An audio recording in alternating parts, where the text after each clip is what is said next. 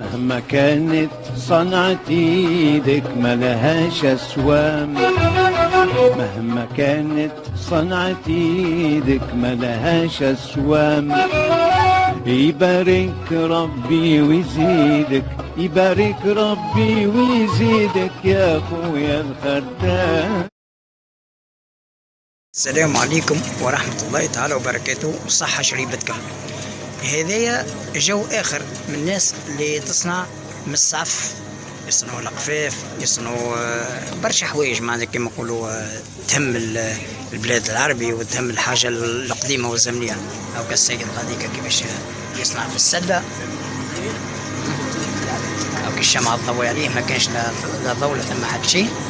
هاكم المواد اللي يصنعوا بين العواد وكل شيء. وكالسيد من غاديك في الإيتاج الفوقاني يخبي في السدة السلعة، طلع فيها من الدروج هذاك السلة من هذا يطلع منه. أو كالسلعة الكليكا متواجدة غاديك باش بيعطيك شيء قاعد الترويج متاعها. مهنة معناها عزيزة ومعروفة برشا. راكم يحضروا لهم في الفطور ولا في قهوة الصباح.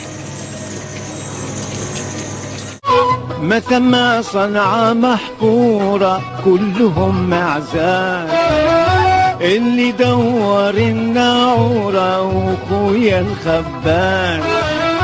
ما ثم صنعة محقورة كلهم معزان، اللي دور الناعورة وخويا الخبان.